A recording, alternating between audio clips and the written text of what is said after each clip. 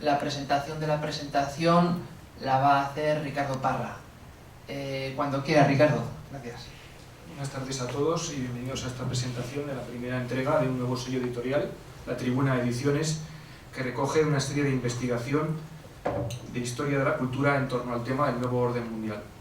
El autor del libro es José Antonio Bielsa Riol, articulista, historiador, crítico cinematográfico, docente y escritor, colaborador habitual en múltiples publicaciones digitales, El Diestro, El Español Digital, El Correo de Madrid, Hispanidad Católica o La Tribuna de España, por citar solo algunas.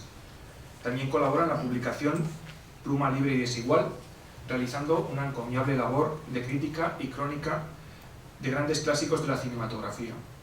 El libro que hoy se presenta lo hace como discurso, en el sentido clásico de ese término, no en el vulgar, sobre la cuestión del conocido como Nuevo Orden Mundial, designado también frecuentemente con el acrónimo NOM. En realidad, a José Antonio, tal como nos confesaba no hace mucho, le hubiera gustado disponer de tiempo para elaborar un ensayo sistemático. Finalmente, las exigencias del mundo editorial no se lo han permitido de momento, y lo que ahora ha entregado a la imprenta se ha confeccionado a partir de una serie de artículos publicados en diversos medios. ¿Por qué cuento esto? Pienso que es importante saberlo de cara a la lectura del libro. José Antonio ha ordenado estas diversas publicaciones no desde un punto de vista meramente cronológico, sino desde la perspectiva de un discurso sobre las cuestiones que aborda, de modo que se respete el encadenamiento lógico entre las distintas etapas de la reflexión en torno al tópico de su investigación. En cualquier caso, esto supone que el lector podrá compartir más o menos el enfoque o las conclusiones concretas de uno u otro capítulo, lo que, tratándose materialmente de una recopilación de artículos publicados, de instantáneas sobre diversos aspectos, no impide valorar en su justa medida y apreciar el trabajo realizado. El nuevo orden mundial pretende forjar una ecúmene sobre la base de la erradicación de la tradición, de la continuidad perfectiva, el progreso hereditario de nuestra cultura, que es lo que propiamente configura el concepto y la realidad de un estado de humanidad. Se trata, pues, de una suerte de pseudocultura ahistórica, o más propiamente antihistórica.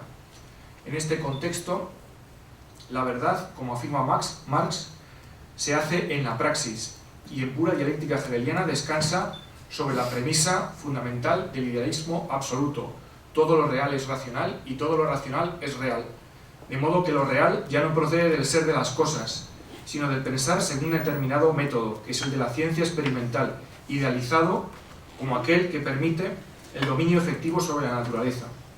Cuando se pretende hacer valer esta misma premisa en el ámbito genuinamente humano, en el que opera necesariamente la libertad y por tanto la historicidad, la forja de la vida personal y social sobre la base de sucesivas opciones o decisiones libremente adoptadas, se choca frontalmente con la realidad de las cosas. Las ideologías fallan, en cuanto a pseudoreligiones seculares, formas odiernas de los cultos idolátricos. No cabe sino invocar la astucia de la razón, como Hegel, o la mano invisible, como Adam Smith, de forma que los brotes y retrocesos de irracionalidad, aparentemente contrarios al desarrollo de la idea o de la razón inmanente al mundo, sean conjurados por una voluntad y un poder superiores que imponen ese mismo fin universal, cuyo conocimiento está reservado a una minoría de iniciados o gnósticos. Esta suplantación fraudulenta del anhelo humano de universalidad, un anhelo de origen y destino indudablemente divinos, trascendentes, es lo que hoy conocemos como Nuevo Orden Mundial, la eclosión última de un proceso histórico de demolición de la cultura, conocida tradicionalmente como cristiandad, heredera universal de la filosofía griega, el derecho romano clásico y la revelación de Dios transmitida en primer término al pueblo hebreo y en Cristo completa y definitivamente a toda la humanidad a través de la Iglesia por él fundada. En 1948, Richard Weaver publicaba su obra quizá más célebre, Ideas Have Consequences. Las ideas tienen consecuencias. ¿Cuál es su tesis central? La decadencia de Occidente tiene su origen en el triunfo del nominalismo en la escolástica tardía. De nuevo a la palestra la controversia de los universales. La famosa navaja de Occam, non sum multiplicanda entia sine necessitate. Es decir, ¿qué es un concepto? Al final es flatus vocis, una palabra, un signo convencional. Se abre paso al voluntarismo, al racionalismo, al positivismo, La verdad es el dominio del hombre sobre la naturaleza a través de la ciencia experimental, no la adequatio regit intellectum. En consecuencia, no se puede conocer el ser de las cosas, su realidad. De este punto arranca la erosión paulatina pero incesante de las jerarquías y grados del saber, de la academia, del arte y de la moral, el triunfo del cinismo y del escepticismo, que Weber ejemplifica en una serie de hechos históricos que él pudo presenciar en torno a la génesis y el desarrollo de la Segunda Guerra Mundial, y que culminan en el surgimiento de lo que denomina el gran estereóptico, un constructo emergente que sirve para manipular las conciencias, para manipular las creencias y sentimientos de la población, y en última instancia para separarla de su humanidad a través de la mercantilización de la verdad. Weber se hace así eco de lo que por aquellos mismos años había apuntado C.S. Lewis en su obra La abolición del hombre, otro noble alegato contra la civilización del consumismo. José Antonio nació en 1984, quizá un presagio que recuerda la conocida distopía de George Orwell, titulada precisamente 1984. Algunos de los conceptos que Orwell maneja en 1984 revisten desgraciadamente una palpitante actualidad. Una sociedad donde la intimidad personal y el pensamiento genuinamente humano están proscritos. La neolengua o reducción del lenguaje a lo políticamente correcto, donde lo que no forma parte de esa neolengua no puede ser pensado porque no es, entre comillas, democrático. La reescritura de la historia al servicio de la oligarquía gobernante, etc.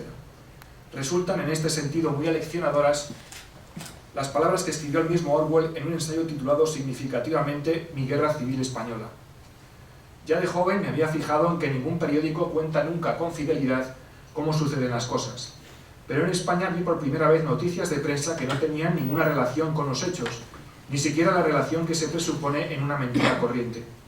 En realidad, vi que la historia se estaba escribiendo no desde el punto de vista de lo que había ocurrido, sino desde el punto de vista de lo que tenía que haber ocurrido según las distintas líneas de partido. Estas cosas me parecen aterradoras, porque me hacen creer que incluso la idea de verdad objetiva está desapareciendo del mundo. A fin de cuentas, es muy probable que estas mentiras, o en cualquier caso otras equivalentes, pasen a la historia. En Cómo sobrevivir al nuevo orden mundial, José Antonio Bielsa trata de introducirnos en la trama del pensamiento único, a veces también etiquetado como pensiero débole, y vulgarmente conocido como lo políticamente correcto. No se pueden entender los últimos 300 años de la historia universal si no se comprende el proceso dialéctico que se ha desarrollado a lo largo de este período. La dialéctica hegeliana constituye una suerte de lógica construida a partir de la negación consciente y deliberada del principio de no contradicción, que afirma que una cosa no puede ser y no ser al mismo tiempo y por la misma razón. En otras palabras, se trata no ya del discurso humano en torno a la realidad conocida, sino de la dialéctica entendida como medio de control y más aún de transformación de la realidad misma. Dialéctica que es sistemáticamente pensada, planeada, ejecutada y permanentemente actualizada para crear la realidad en función de la contradicción. La dialéctica procura en el orden actual de cosas la revolución permanente, el perfecto equilibrio de un estado teóricamente controlado de tensión y conflicto, de tal forma que cualquiera que ose tomar parte por uno de los actores dialécticos en pugna quedará entrampado en el sistema. Se trata de la distorsión total de la realidad, incluida la subversión de la historia, del pasado y de la memoria, y no menos del futuro, que invita a los esclavos del nuevo siglo al ejercicio mental de lo que George Orwell, en su ya citada obra 1984, denomina el doble pensar, que consiste en aceptar como verdaderas dos proposiciones absolutamente contradictorias o antagónicas, como fruto del continuo bombardeo que los agentes de la verdad o memoria histórica y en general de la opinión pública hacen a través de los mass media. Y ahí es donde reside uno de los grandes méritos de la obra que hoy nos presenta José Antonio Bielsa. Cuando alguien cree encontrar algún tipo de nexo lógico causal entre hechos sociales aparentemente no relacionados entre sí, queda condenado inexorablemente al ostracismo como reo de conspiracionismo. José Antonio en este libro no solo va devanando hábilmente el ovillo sofístico del relativismo global, sino que al tiempo que lo hace nos proporciona las herramientas intelectuales para construir en positivo un orden social de escala auténticamente humana.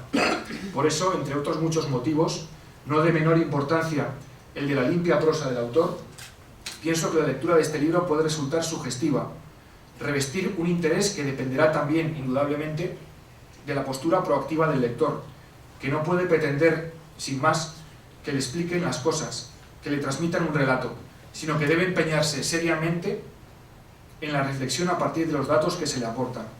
Me estoy extendiendo demasiado en mi afán de despertar este interés, por lo que concluyo ahora mismo, dando paso a esta presentación de un libro destinado a convertirse en un valioso cuaderno de bitácora para la navegación en las procelosas aguas del nuevo orden mundial. José Antonio, por favor, cuando quieras.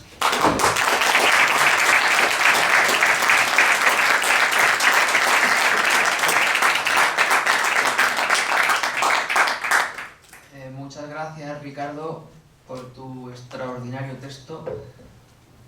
Bueno, yo no soy tan erudito como Ricardo.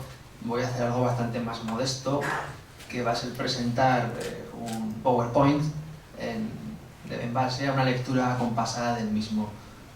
Voy a utilizar también la improvisación y a la luz del enfoque que intente darle, ustedes al final podrán preguntar las dudas que tengan. La cuestión pertinente es la siguiente. Lo ha dicho José Le en el pórtico de entrada, ¿no? El nuevo orden mundial es, ¿no? Partimos del hecho de que no es una entelequia, es un hecho en proceso y en progreso. Por tanto, no podemos ni debemos dudar de la hoja de ruta debidamente establecida. Avanza, avanza y avanza. Este libro que acabamos de sacar a la luz, de haber sido publicado en Argentina, en Argelia, o no sé, o en Hong Kong, habría tenido, sin lugar a dudas, pues una sensación tal vez de retardo, ¿no? Una obra que nace tal vez tarde. Pero creemos que en España, concretamente, donde la población acusa una cierta somnolencia espiritual, pues es un libro que no llega tarde, llega en momento propicio para replantearse este tipo de cuestiones que más tarde o más pronto nos van a afectar de lleno y conviene estar alerta, conviene estar ojo a visor, porque lo que se nos viene encima es terrible y casi nadie es consciente de ello. Por lo tanto, la pregunta de partida es la siguiente: ¿el nuevo orden mundial es? Sin duda es. Hace 15 años hablar de esto pues le llevaba al estudioso a ser tildado de conspiranoico, bueno, una serie de epítetos que terminaban por menoscabar su crédito. Hoy en día, al menos desde el 11 de septiembre del año 2001, las teorías de conspiración han quedado ya encerradas en el cajón y ya es hora de pasar a hacer una lectura más consecuente de la historia. ¿Cómo abordar el estudio del nuevo orden mundial? Les propongo, a partir de esta imagen, que entiendo como metáfora del conocimiento a la hora de acceder al nuevo orden mundial, los diferentes estratos a partir de los cuales puede estudiarse y asimilarse. Si observan en la parte superior del iceberg, verán por encima de la línea roja lo que podemos denominar límites de la corrección política, aquello que conviene al sistema ser emitido y difundido. Todo aquello que esté por encima de esa línea roja es simplemente la voz del sistema, el discurso non, llamémoslo así. Por debajo de esa línea roja nos encontramos con diferentes niveles de disidencia, como puede ser la disidencia controlada, que es simplemente una pequeña concesión del sistema a aquellas voces un poco más, avanzadas en el discurso, y luego estaríamos ya hablando de la disidencia real. ¿Qué es la disidencia real? Resulta tan ambiguo dar una definición exacta que nos abstendremos de ello. No obstante, sí que es preciso matizar que hay diferentes grados de disidencia. Si miran bien, abajo van a ver algo que eufemísticamente hemos llamado zona oscura. Aquellas personas más avezadas en la sala que tengan un cierto conocimiento de la simbología iluminista no tendrán problema en identificar abajo un ojo bastante reconocible, que es obviamente el Udyat, el ojo de Horus, ¿no?, que aparece en los billetes de dólar. Todo aquello que se cuece en la zona oscura, en sus diferentes gradaciones, es cosa que pasa desapercibida al 99% de la población y que, sin embargo, está ahí, cociéndose lentamente. Todo cuanto nos llegue de esa zona nos llega siempre en diferido Y son informaciones muy privilegiadas que pueden oscilar desde el asesinato de JFK hasta, por ejemplo, la extraña muerte de Diana de Gales. Todo esto está escrito en la agenda del nuevo orden mundial con un objetivo claro, que es ir avanzando, avanzando, avanzando hasta consolidar lo que va a ser el establecimiento de un gobierno mundial. Suena drástico, tal vez preapocalíptico, pero es así. No vamos a negarlo, desde luego. Abordemos ahora la cuestión relativa a la pirámide demográfica del nuevo orden mundial. Simplificando mucho, esto es lo que hay. Es un 1%, digamos, que sería la élite frente versus a ese 99% que vamos a llamar el rebaño. Entiendo que no tenemos aquí a nadie de la élite, a ningún oligarca, por lo tanto nos ubicaríamos en el 99%, es decir, el rebaño, la borreguiza, creo, ¿no? La cuestión es que estas pirámides pueden ir oscilando, variando según el enfoque. No voy a cargar mucho las cintas, pero sí que quiero centrarme en el modelo economicista. Hay unas pirámides que pueden ser de carácter esotérico, no es el caso. Vamos a fijarnos en esta pirámide, donde vemos cómo entre los ciudadanos y las élites financieras que manejan los capitales globales, hay una serie de entidades o entes que hacen las veces de intermediarios y cuyo objetivo, ¿verdad?, es ir dirigiendo y fagocitando los intereses mismos de esa élite de acuerdo a sus intereses. Por encima de los ciudadanos vamos a ver los gobiernos, los políticos, los parlamentos, que tristemente suelen hacer las veces de testaferros, de ser bancas sistémicas y evidentemente la Banca Mundial. Pero demos la voz a los artistas, por así decir, de la construcción, a los albañiles, porque casi todos ellos son miembros de la masonería, y ellos mismos nos van a explicar qué es esto del nuevo orden mundial, de que vean que no estamos sacándonos nada de la manga. Tenemos aquí a Sir Winston Churchill, masón de alto grado, premio Nobel de Literatura del año 1953, una persona extremadamente difícil de valorar de acuerdo al juicio de la historia. El año que le dieron el premio Nobel de Literatura, curiosamente, estaba nominado el gran poeta Paul Claudel, y cosas extrañas de la Academia Sueca decidieron darle el Nobel de Literatura a Churchill por unas memorias extremadamente plomizas que hoy apenas ya no lee absolutamente nadie. Pero es un dato curioso. Lo que nos dice Churchill es lo siguiente: aquel que no vea que en la Tierra se está llevando a cabo una gran empresa, un importante plan en el cual colaboramos como siervos fieles, está ciego. El propio Winston ya advierte de forma un tanto templagaitas y ambigua de que está pasando algo. Pasemos a uno de los más prominentes miembros del CCR, Nicholas Butler, también premio Nobel. Fíjense que toda esta gente de la oligarquía es gente multipremiada, tengan el premio Nobel, el premio Carlomagno, etc. Son figuras que han sido galardonadas con los más destacados premios. Es curioso. Butler va un poco más allá que Churchill y nos dice una cosa extremadamente importante. El mundo se divide en tres categorías. Ya estamos de nuevo con las categorías, y las categorías implican una jerarquía. Una primera categoría en la que estarían aquellos sujetos que producen los acontecimientos. Después, un grupo un poco más grande que aseguraría dicha ejecución, y finalmente la inmensa mayoría, ese casi 99% de los borreguillos que nunca saben realmente lo que ha pasado. Vamos a otro pez gordo de la familia Rothschild. Bueno, la estructura que debe desaparecer es la nación, sin más, categórico y tajante. La estructura que debe desaparecer es la nación. Lean esto con atención, escúchenlo, porque es cierto, la estructura que no es que deba desaparecer, es que está desapareciendo. Tenemos al amigo David Rockefeller, no podía faltar desde luego. David Rockefeller no se muerde la lengua y es muy claro. Estamos al borde de una transformación global. Solo necesitamos una gran crisis que vamos a construir a placer como nos dé la gana para que las naciones antes o después acepten el nuevo orden mundial. No solo son liberales, obviamente, estos albañiles del nuevo orden mundial, también tenemos comunistas y, como no, Mikhail Gorbachev es otro de los personajes más importantes de esta serie de eventos en transformación.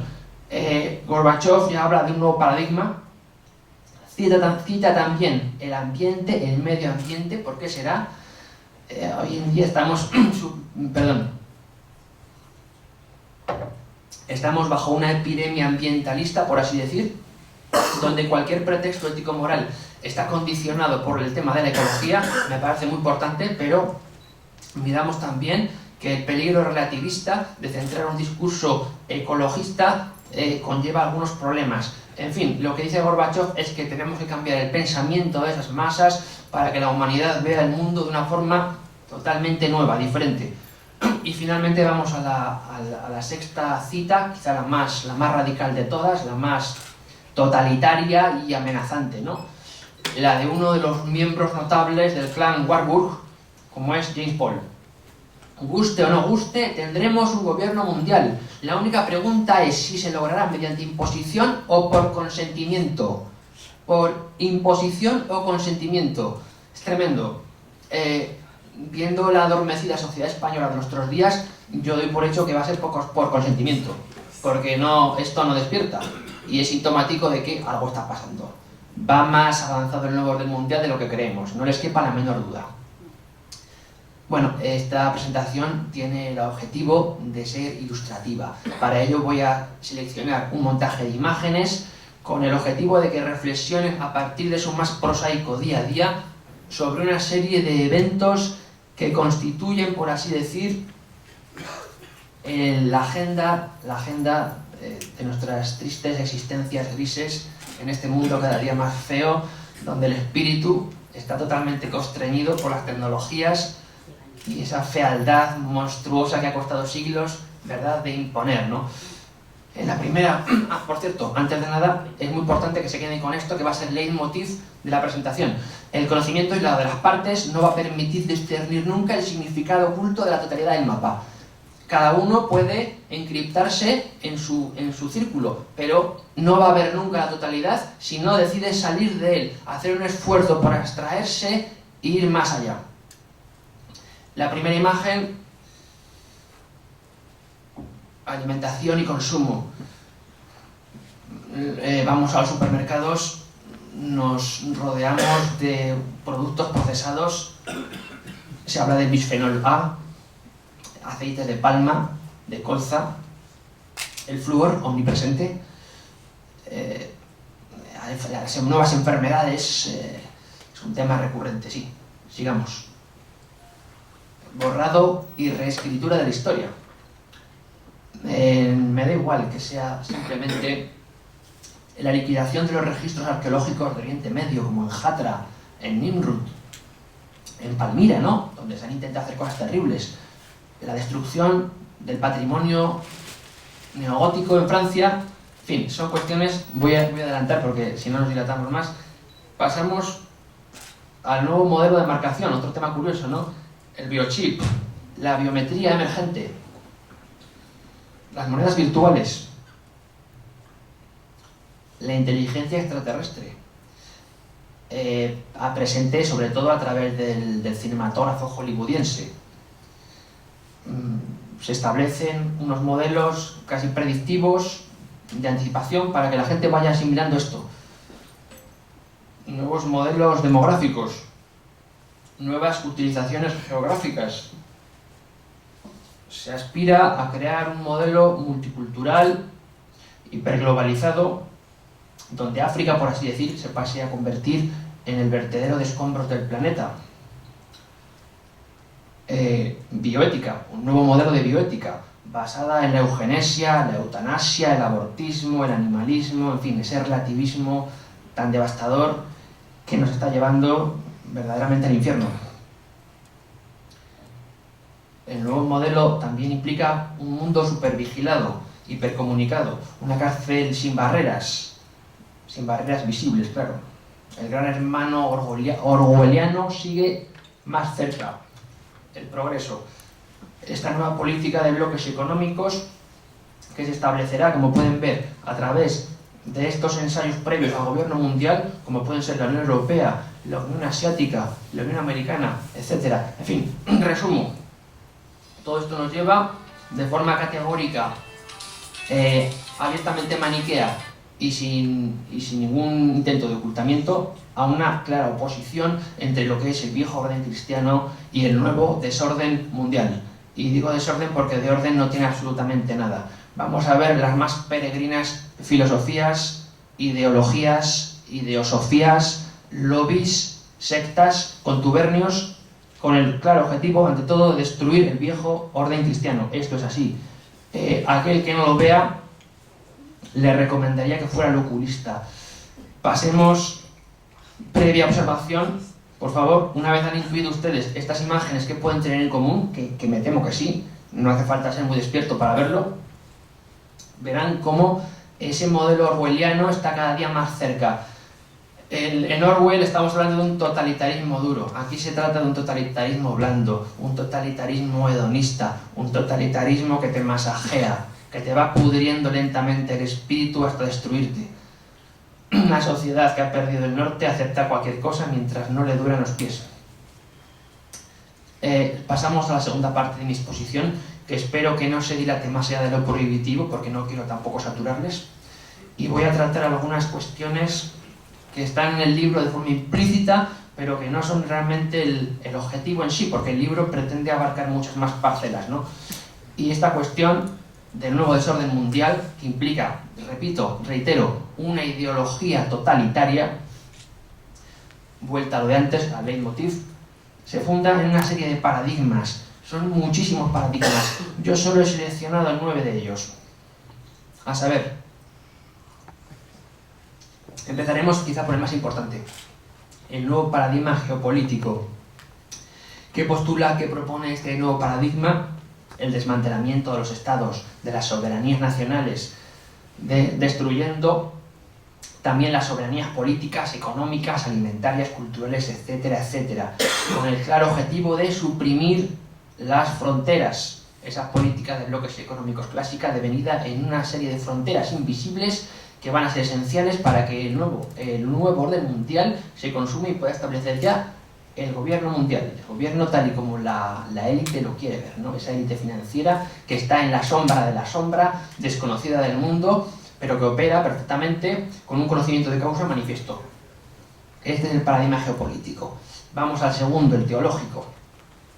Aquel que no quiera ver lo que hay aquí detrás, que es una cuestión teológica, esto ya lo advirtió en su día Donoso Cortés, en su formidable ensayo, ¿verdad? Ensayo sobre el catolicismo, el socialismo y el liberalismo, cuya lectura les recomiendo encarecidamente. Pues detrás de cada fenómeno político siempre vamos a encontrar a la teología. Y esta nueva teología es sincrética, ¿no? Es un sincretismo anticristiano que se ha estado ensayando en los últimos 30 años a través de la nueva era y que pretende pues una nueva serie de filosofías donde todo se iguala con el objeto de crear una religión sin Dios. Se trata realmente de un modelo de satanismo inyectado, de panteísmo, con el culto a la madre tierra, a Gaia. Este nuevo paradigma teológico presupone a su vez un nuevo modelo ético-moral, basado en el relativismo absoluto. Lo vemos todos los días. Últimamente, si ustedes han vivido pues, en una cierta edad, unos 30 o 40 años, habrán visto que las cosas han cambiado bastante. Esa serie de perversiones, de aberraciones que están intentando, digamos, mutar la visión de las personas, sobre todo en Occidente, en Europa, traerá consigo y está trayendo una serie de elementos que Joseph Overton ya intentó plasmar en su ventana Overton, ¿no? Ese individualismo duro, ese determinismo ciego, en fin, el tema del abortismo escandaloso, ¿no? En fin, el nuevo modelo moral también trae a su vez un nuevo paradigma antropológico. La base de este nuevo paradigma es simplemente destruir la familia tradicional. Sabemos que la familia tradicional es la base y continuidad de la familia. ¿Cómo vamos a hacer este ejercicio de ingeniería social selectivo?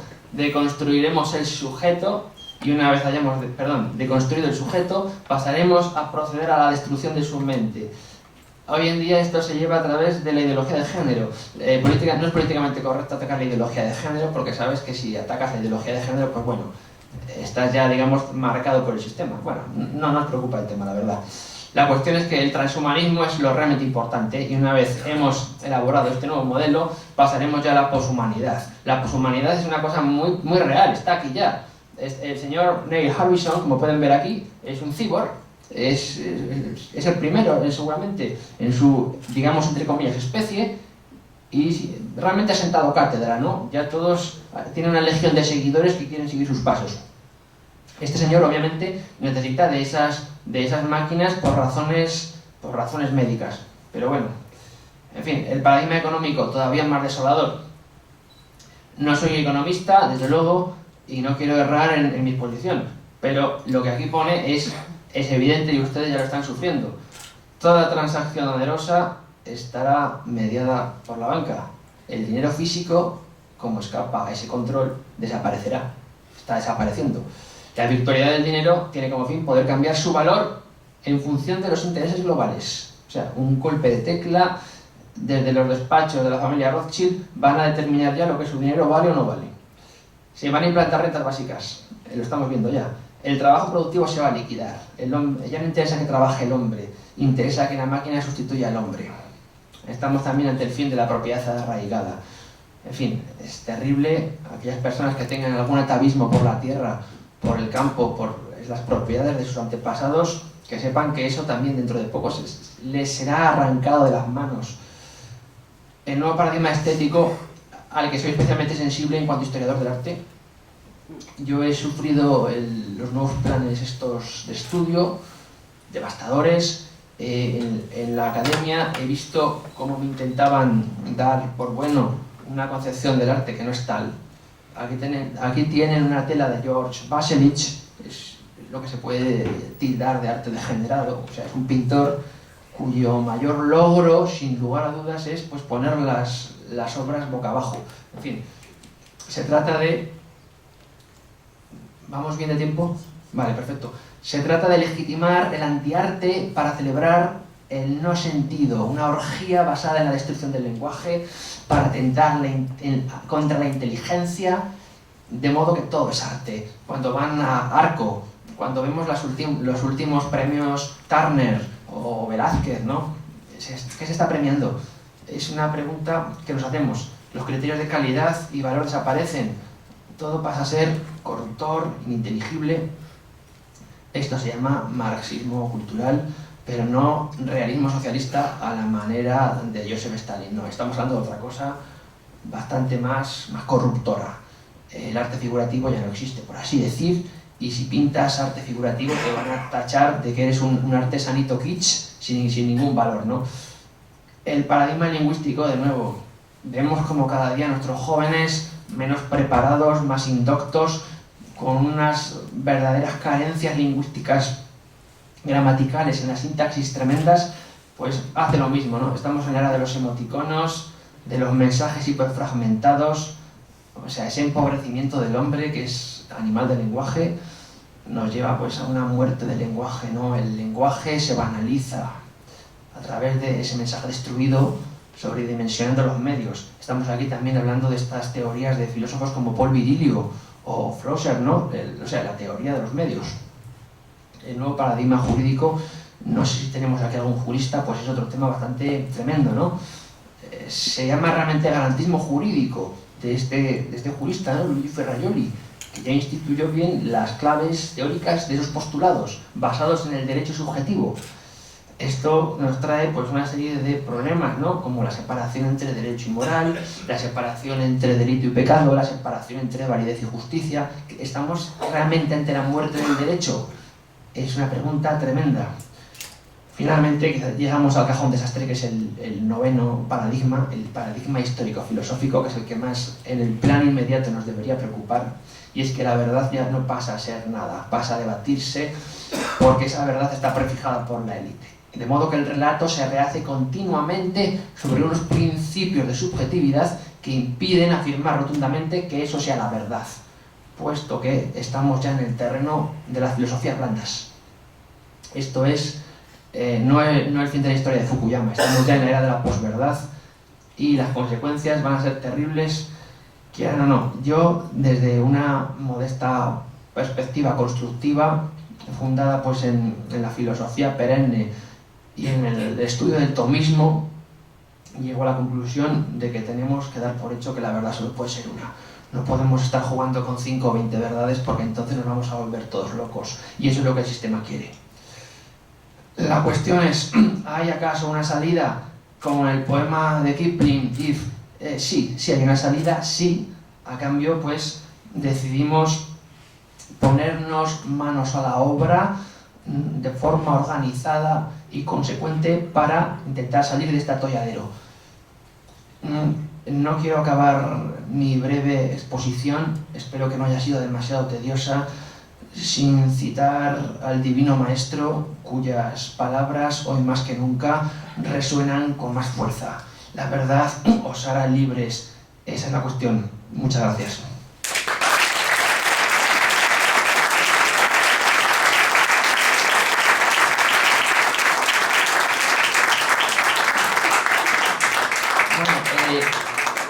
Si a alguien le interesa algún... Bueno, las preguntas, si alguien quiere hacer alguna pregunta o tiene alguna duda o quiere simplemente disentir de lo que hemos dicho, estamos abiertos a cualquier tipo de crítica, porque creemos que en el arte del diálogo, de la disputatio, podremos esclarecer realmente los problemas que tenemos. Y esos problemas pues parten también a veces de ese grado de incomunicación tan alto en el que nos encontramos.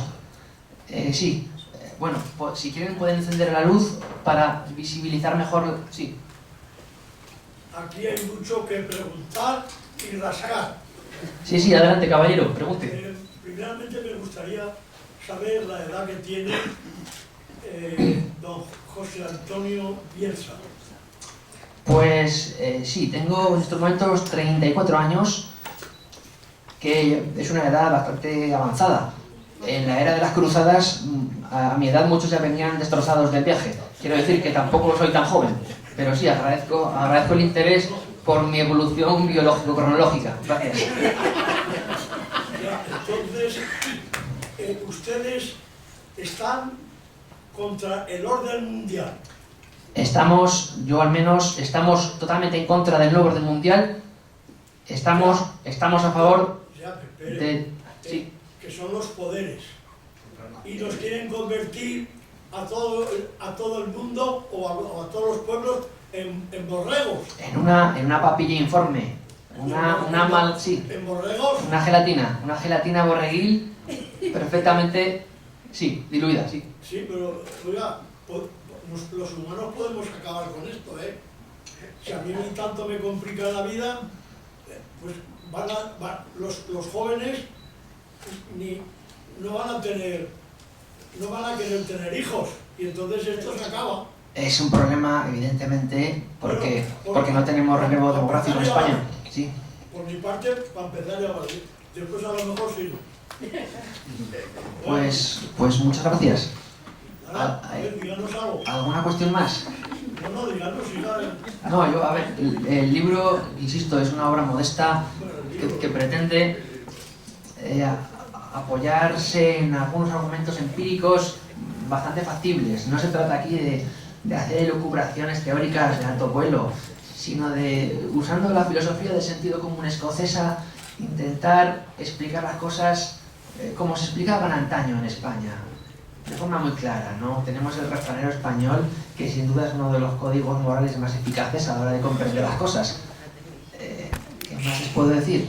Si quieren les paso a leer directamente el libro página a página y podemos quedarnos aquí hasta las 3 de la madrugada, pero no sé si sería buena idea.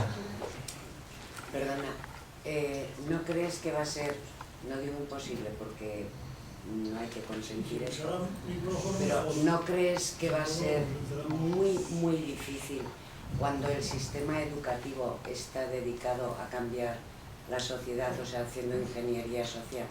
Es extremadamente difícil y yo lo digo abiertamente, soy católico y concibo que hay una dimensión sobrenatural que no puede ser ninguneada. De hecho, nosotros por nuestra parte poco vamos a hacer. Necesitamos una intervención sobrenatural que sabemos bien que llegará.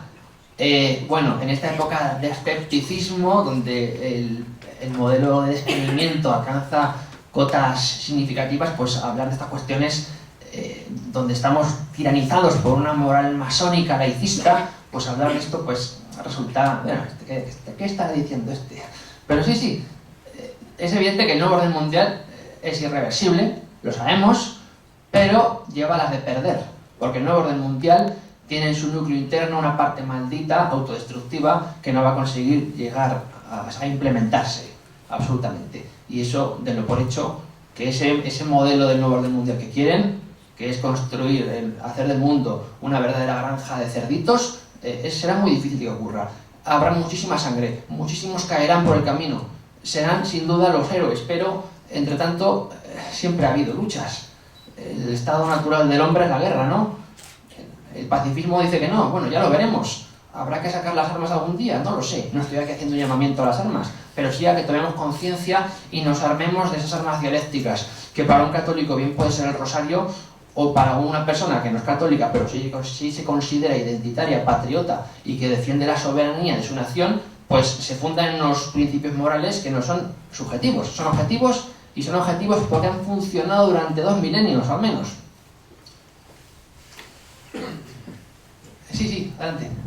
Bueno, yo en primer lugar le quería dar las gracias por su conferencia, me pareció una charla magistral, tanto el prólogo como Muy amable, la gracias. exposición. Le agradezco que nos ilustre con todo este contenido.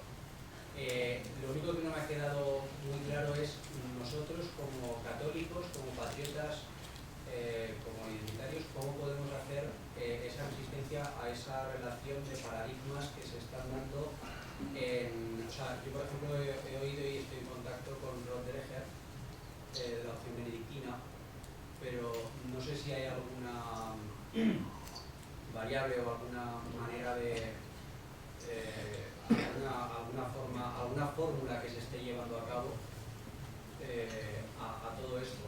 Sí, hay varias fórmulas, el problema es que son muy minoritarias. Una de ellas es el tradicionalismo, sin lugar a dudas, una de las más potentes. Pero obviamente no todo el mundo está predispuesto a ello. La cuestión es qué queremos a medio y largo plazo hacer. Yo podría decir bastantes cosas, algunas extremadamente escandalosas. No voy a contribuir a incendiar la sala, por eso preferiría someterme a cierta corrección política. Pero sí, me parece que lo primero es que necesitamos que la masa poblacional apague sus televisores, ¿de acuerdo?, de la espalda a los medios de comunicación del sistema, cancerígenos, tóxicos, empiece a leer buenos libros, empiece a formarse, empiece a valorar lo que es la familia como institución central de la sociedad, y una vez sepa valorar lo que ha hecho su madre o su padre por él, o lo que es su hermano, o su primo, su tío, sus amigos, y una vez comprendamos lo que es realmente vivir en sociedad, podremos pasar a hacer cosas fuertes todos juntos. Pero necesitamos antes unirnos y valorar realmente lo que estamos haciendo aquí en este mundo, que no es vivir en un estado zombie larvario, sino hacer algo importante, ¿no? En este caso lo que nos interesa es la unidad de España y otra serie de valores, como preservar nuestros valores tradicionales cristianos, que, como digo, están siendo destruidos a golpe de maza y nadie mueve nada. Pero bueno, la pregunta que usted hace es importante. Aquel libro, La opción benedictina, todavía no lo he leído, conozco al autor, tengo entendido que tiene algún influjo modernista, pero espero este verano, si puede ser, leerlo. ¿De acuerdo? Muchas gracias por la recomendación. ¿Alguna pregunta más? Repito. Sí, dígame. Vamos a ver. Repito. Si es que ya no sé muy... Repito, entonces tenemos que unirnos los pueblos contra esos que quieren el orden mundial para apoderarse de todo. A ver, unirnos se están uniendo en muchas partes. Estamos viendo, por ejemplo, lo que está pasando en Francia con los chalecos amarillos. Es un brote de esperanza, pero realmente falta cohesión. No es suficiente unirse. Tenemos que saber a dónde vamos. Podemos movernos. Tenemos que ir a mejor. Como el discóbolo de Mirón animado, o como el monstruo de Mary Shelley y de Frankenstein. Tenemos que elegir cómo queremos movernos. No soy adivino, no tengo el don de la clarividencia para responderle.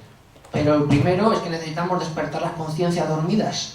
Y las conciencias dormidas no las vamos a despertar si dejamos que nuestra juventud se pudra en esos medios de desinformación, en esos juegos estupidizantes, en ese libertinaje sexual que va a hacer verdaderas almas debilitadas y perdidas para siempre. Es importante. No tengo respuesta para eso. Por eso apelo a la dimensión sobrenatural. repite un pensamiento. Sí, por favor. Dice, la España política de todo hace apaña. La España política de todo hace empeña. La España política de todo araña. Y los españoles empobrecidos y sin escapatorias, sentenciados a pagar y pagar y a saldar y saldar impuestos abusivos y hasta de atraco, impuestos impulsivos y hasta de atraco. ¿Hasta cuándo vamos a conseguir contra esto? Hasta que... Sí. La respuesta es muy simple y por ir terminando ya, porque estamos llegando ya al límite del tiempo. La respuesta es muy simple y está dentro de usted, y usted sabe cuál es la respuesta, sin lugar a dudas. No quiero decir más porque, de verdad, no me quiero meter en... Sí, una pregunta más, perdone. Bueno, padre, que somos buenicos, muy buenicos. Si hubiéramos protestado, algo mejor estaríamos. Aún estamos a tiempo de unirnos todos y protestar. Gracias. Has hecho mención muchas veces a lo de la dimensión sobrenatural, ¿no? Pero aquí se trata de la masonería contra el cristianismo, porque fuera del cristianismo, ¿qué pasa? Porque en la sociedad española entiendo que cada vez hay más, bueno, no sé, ateos, que puede ser. Ha dado en el clavo. Entonces, usted... se trata de, porque claro, habéis puesto también el vida inteligente, entonces, y si también el cristianismo, yo soy católico, yo he nacido en una familia de católicos, pero claro, también tienes dudas, ¿vale? Entonces, ¿y si también el cristianismo fuera una impostura? Si hubiera religiones paganas antes del cristianismo y el cristianismo se impusiera... Sí, entonces, claro, entiendo su argumentario, es muy interesante. Participa de esa actual tendencia, no digo neopagana, pero sí, por así decir, revisionista, ¿no? Antropológica, que funda sus bases en los cultos mistéricos, en Sumeria, en toda aquella parte de la historia que entiendo que tenemos que verla más que nada como eruditos y como filólogos.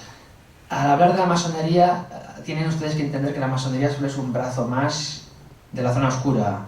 No voy a decir lo que es la zona oscura, porque ustedes, los más avezados, ya lo saben, y los que no saben lo que es la zona oscura, les animo a que investiguen un poquito. Tendrán tiempo, sin duda, sobre todo por internet. Hay mucha información suelta. Antes de que la censuren, los amigos del sistema que están en YouTube y sus plataformas, les animo a que investiguen. En respuesta a esto, pues sí, yo he de ser categórico y tajante y no puedo dar otra opción más que la opción cristiana católica romana, a la que me adhiero de forma incondicional. Siempre va a haber, obviamente, gente que lo cuestione, porque sabemos lo que ha pasado. Estamos sufriendo un proceso de autodemolición desde dentro. No quiero entrar a atacar nada, ni decir ni una sola palabra del Concilio Vaticano II, porque no quiero herir sensibilidades, pero sé cuál es su pregunta. Y su pregunta atiende a un problema coyuntural, que es un problema que participa de nuestro momento actual en el siglo XXI. Y estas corrientes que parten de ese cuestionamiento, de esos cultos mistéricos, de esa gnosis, del regreso a Sumer, ¿no? Como la cultura primigenia, y de esa serie de penates, por así decir, que convergen todos en negar, en última instancia, la divinidad de Cristo, pues tienen un claro objetivo también, que es participar, insisto, del nuevo orden mundial. El nuevo orden mundial suministra desinformadores a mansalva. Yo les pediría que antes de adentrarse en parcelas así, leyesen realmente a los filósofos neoplatónicos, a Proclo, a Jámblico, a Porfirio, a Plotino. Tienen muchísima ciencia y consiguen dar bastantes pistas de aquella forma de pensar que tal vez se eclipsó por la pujanza de la Iglesia Católica en sus momentos de esplendor. Pero al final, insisto, todo este debate actual que están llevando a cabo pues una serie de investigadores muy prestigiados sobre el regreso a las fuentes primigenias es un tema que desborda esta presentación y entiendo por dónde va y sé por dónde va, y le agradezco su aportación, de verdad. Muchas gracias. Bueno, vamos cerrando, si os parece. ¿Quiere alguien decir algo más? ¿O os parece bien así y podemos ya poner fin? Punto final. Pues muchísimas gracias a todos. Gracias.